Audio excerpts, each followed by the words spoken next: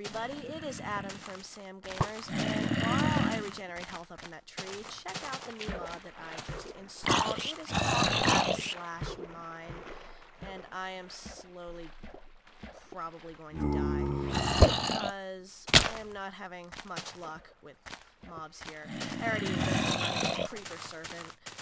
Hopefully you'll see one of those by the end of the video, or not hopefully, because and yeah, so currently I am playing as a, what is it, like dwarf ranger, I think.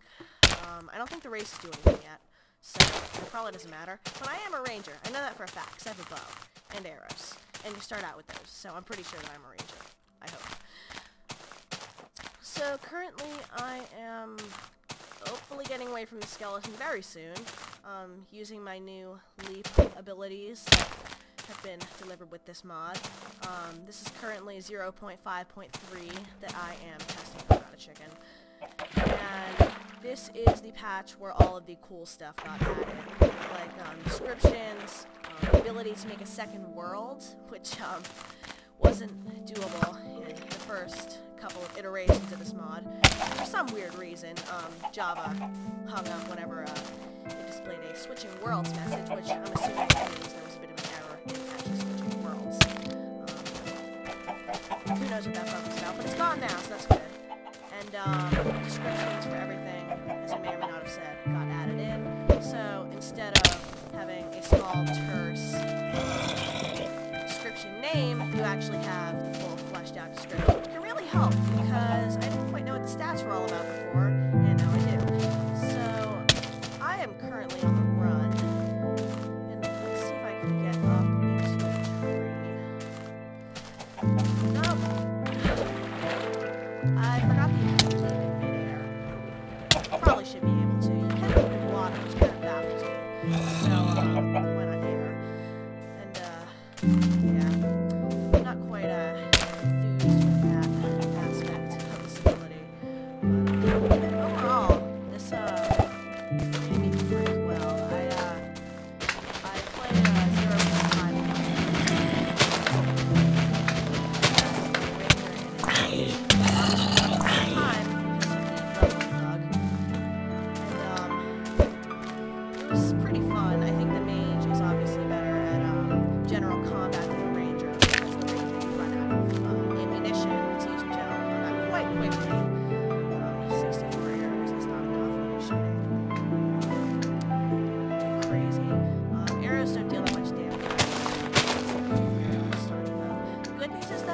Never ever need vines or ladders on this character, because you can climb up natural blocks instantly like they were a ladder. Very useful for mining. Strangely, I'd say that the ranger is the best class in mining, which doesn't make sense at all, because he's the one meant to be leaping through tree tops, but whatever. I will endure it for now. So currently I am on the lookout for either towers or dungeons, which is probably where I'm going to make my first stop, because A, it makes for good viewing, and 2, I need loot and other things, like EXP. And yeah, there's one. So, let's go there, check out what this is all about. Dungeons can come in a variety of sizes, and they're not one room anymore, which is absolutely amazing, because one-room dungeons were kind of anticlimactic in the regular Minecraft, so, you know, this is better. And, as you can see, you do take fall damage when moving, which makes me angry, but, you do get a massive speed increase, so it's worth it. Also, damage in Minecraft's current form is dead. All hail the new damage. All enemies have a health bar, and all not fighting tools deal 1 damage, which makes fighting with a pickaxe an absolutely horrible idea, or with a bow melee. I'm about to die here. This game can be brutally hard at times, especially when taking down towers. If you do get higher level weaponry, you shouldn't have much of a problem taking down overworld enemies, though. Also, as you may or may not have noticed, if, you know, I don't know. As you may or may not have noticed, enemies do appear during the day, so night doesn't really have much of an effect on anything but your visibility. which at times is still just as bad as having night spawn mobs. Not being able to see mobs is probably just as bad as having mobs. So currently we are in a dungeon with a slime spawner. There can be multiple spawners per room, so I am just keeping a lookout.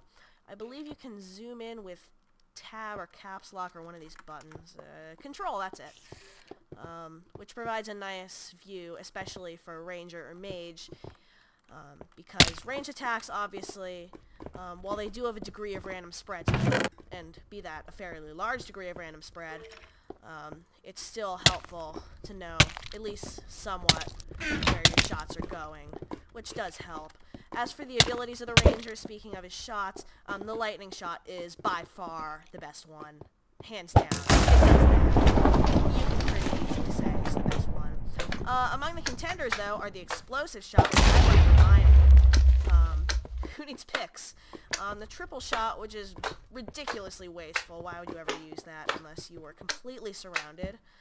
And the torch shot, which, as I can demonstrate right here, actually takes a torch out of your inventory and dumps it on a wall.